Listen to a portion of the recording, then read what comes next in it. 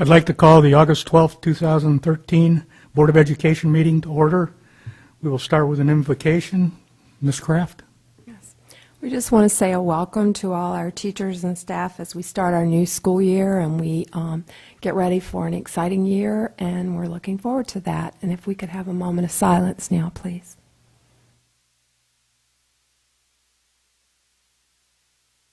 Thank you. Okay, would you all please rise for the Pledge of Allegiance? I pledge allegiance to the flag of the United States of America and to the republic for which it stands, one nation, under God, indivisible, with liberty and justice for all.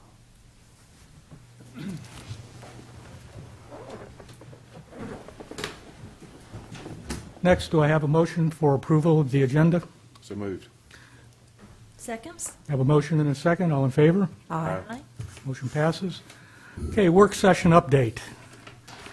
In our work session today, we heard a budget update from Lori Trussell, Finance Officer, and also transportation update.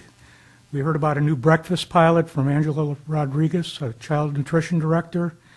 And we also did the second reading approval of the 6,000 series and the 7,000 series first reading.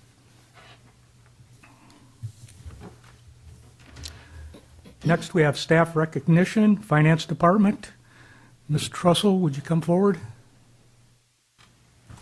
The board come down.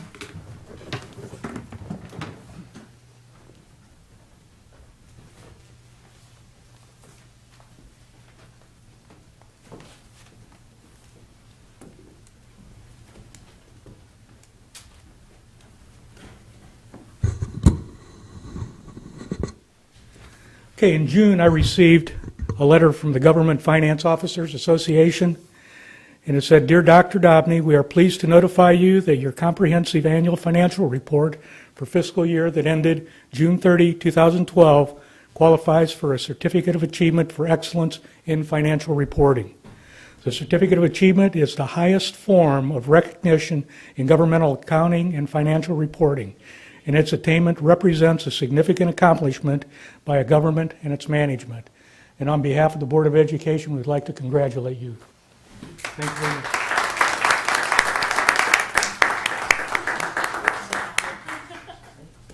Can we get a little picture where you can That works. Thank you.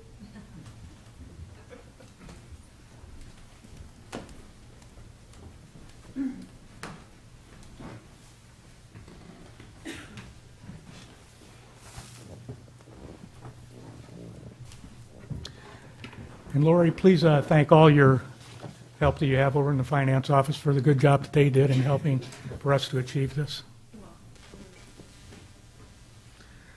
Okay, next, Currituck County encampment, Barbara Snowden, who is the county historian and former teacher of history at Currituck High School. Chairman Dobney, school board members, I'm here tonight as president of the Currituck County Historical Society. I want to tell you about an educational opportunity that the society and the county is providing for students at Currituck County. As you may know, if you're anything of a Civil War buff at all, Currituck County was occupied by Union troops very soon after the fall of Roanoke Island. There were skirmishes, there were Confederate groups from the county, and so what we decided to do to commemorate, and notice the term I use, commemorate, not celebrate, the Civil War, the sesquicentennial, which is the 150th anniversary of the Civil War, is to have an encampment. And because these grounds here, the courthouse and the jail, were standing when the Civil War was going on, and this was the site of Union camping on the grounds, we have invited the Tidewater Living History Association, which portrays Union sailors and soldiers, to come here and camp out Friday, Saturday, and Sunday. Now, to be fair to both sides. On 158, there will be an encampment of the Confederate soldiers. So students can come on Friday. We're not saying adults cannot come on Friday, but we're encouraging students to come on Friday with their teachers. They will see a cooking demonstration. They will see soldiers setting up campsites the way they were originally set up.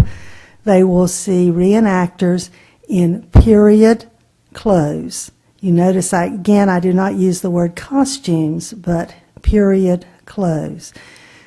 We will have one of the things that I'm very excited about, because I always use pictures a lot when I was teaching. We have a gentleman from Rocky Mount and his wife who portray Matthew Brady, and they will bring the cameras that Mr. Brady used, plus 30-some of his photographs, actually, of the Civil War. So there will be a lot to do. We're inviting any teacher who would like to bring her students to contact either the central office or me, so that we can schedule so we don't have them all showing up at 11 o'clock, but can space them through the day. And we're trying to schedule things such as artillery going off, cooking demonstrations, hospital demonstrations. The Museum of the Albemarle will be here, plus a whole bunch of other people. But I wanted to share with you two things.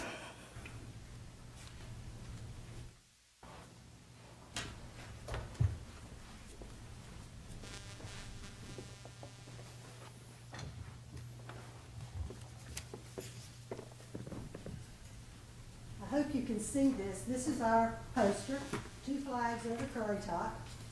And the first thing I want people to realize is look at the flags. When you think of a Civil War encampment, that's not the flag you normally are used to seeing, but it is the correct one. The one that most people assume is the Confederate flag is something called a battle flag and was only used in battles. And since we're having an encampment, this would be the correct flag. It has 11 stars. In case you did not know, North Carolina was the 11th state to join the Confederacy.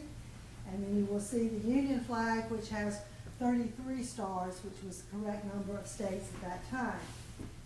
So two flags over Currituck, October the 11th to the 13th. We would like your blessing on this project. We're very excited about it. I'm getting phone calls from all over, people who want to come and attend this, and we hope that a lot of school children will join us. We put together a teaching packet so that the teachers can have some information prior to coming as to what they're going to see, and can explain some of the things to the school children. Are there any questions? Where on 158 is the Confederate encampment? 168. 168, where? It will be right, it's right where the Cotton Gin sign is, the county property there that goes to the Duck Inn, all the way back to our graveyard. That will be the Confederate site. And then the Union site will be down at the water on the other side of the ferry, because they can shoot the black powder artillery over the water. And then they will be camping all the way up through here on the actual courthouse site. And then there are two lots further on that they will be using. Any other? May I just make one comment? I've met with Mrs. Snowden. Thank you very much. We've contacted the principals, and instead of any teacher going, we're trying to organize it a little bit, just because we already have over 800 children that we're organizing, and we only have a limited amount of buses. So we're going to try. We're working with the principals to identify where it fits best in the curriculum, because we don't want as many as possible to attend, but it's not possible for everyone. We're just excited about. We think we'll have between probably 800 and 900 when it's all said and done. And I'm just hoping I'll have something for them to do all the time that they're here. Sounds like a very exciting event.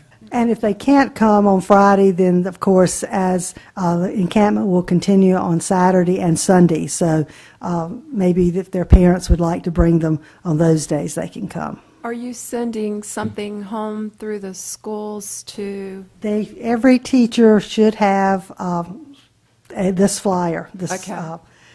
so that they will know that. Okay, so And, the Saturday and Sunday is right, what I was thinking. because the dates, as I said, Friday is October the 11th, but Saturday and Sunday, anybody can attend. Okay. Great, thank you very much, Barbara. Okay, you're welcome. Wonderful opportunity. Next, student school board member report, if there is anything to report. Rick? There's not really anything to say besides like a welcome to the new staff members of the Currituck County Schools, and Thomas and I both had a wonderful time at Governor's School this summer, so thanks again for all that. Great, appreciate it. Thank you. Thank you, Rick. Okay, next, facility study update, Superintendent Scholler.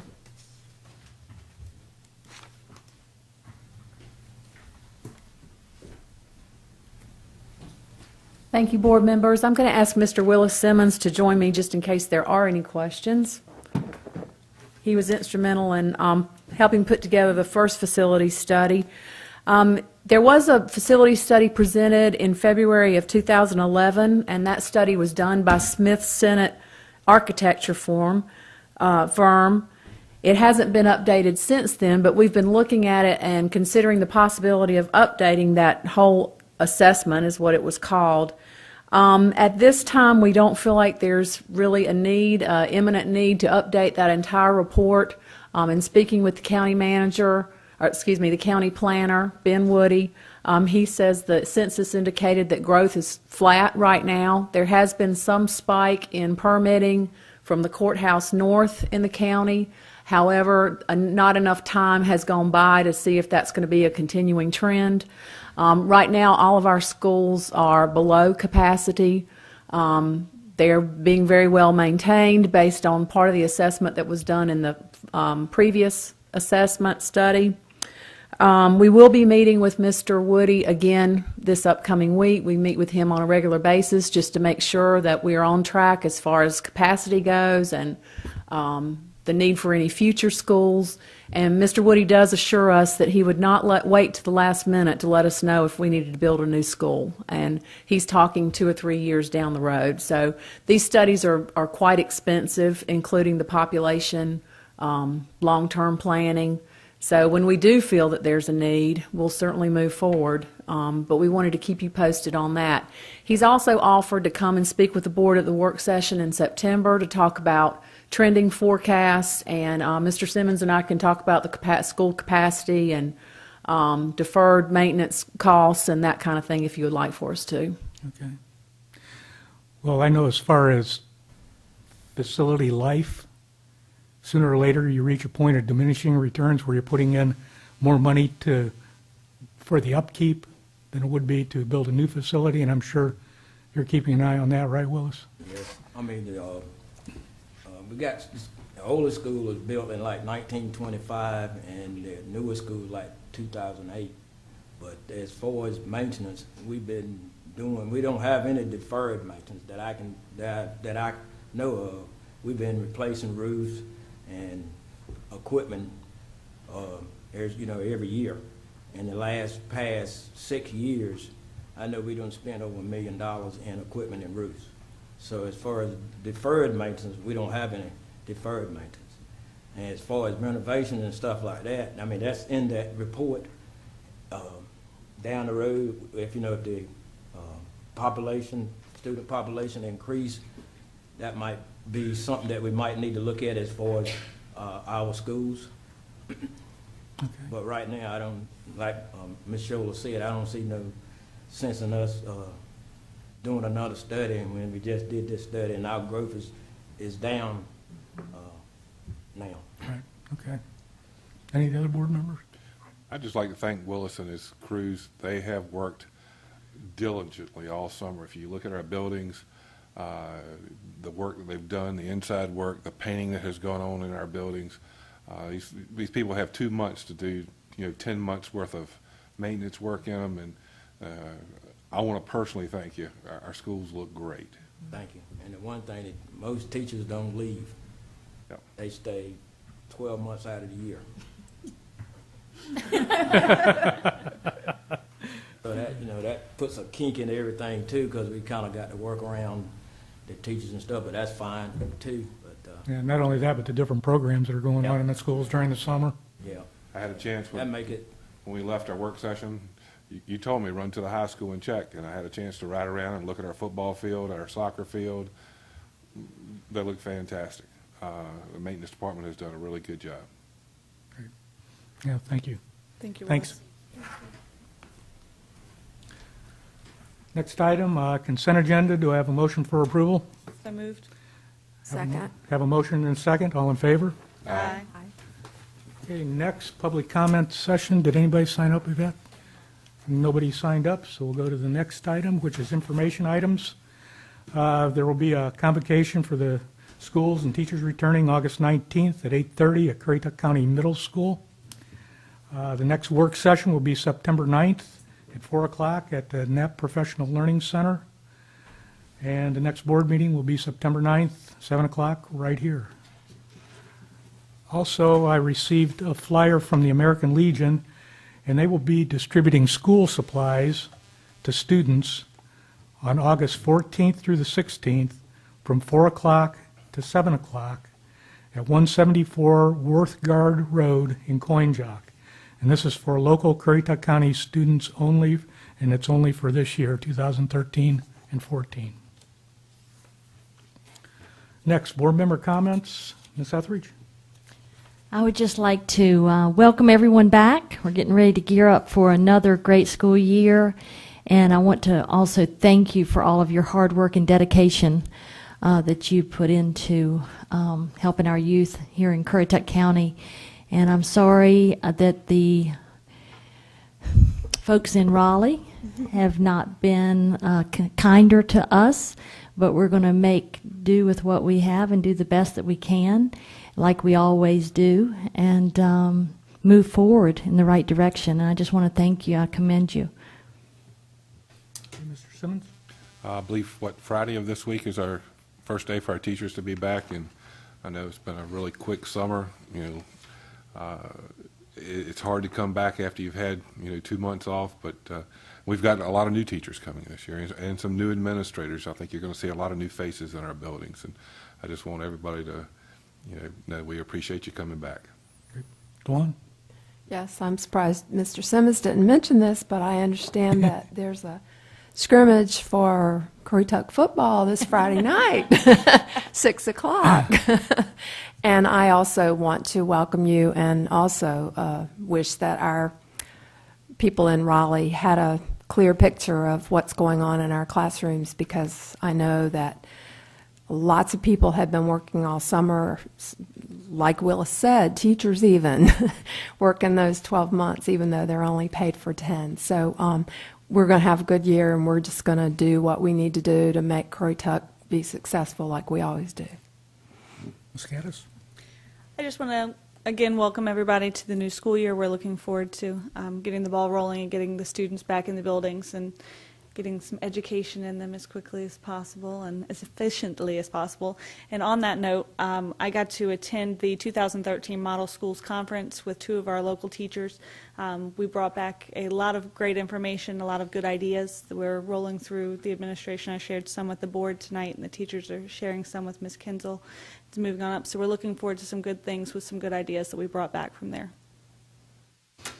I too would like to echo the sentiments of the fellow board members and welcome all the new teachers back. And I'd also, well, teachers in general, not just new teachers.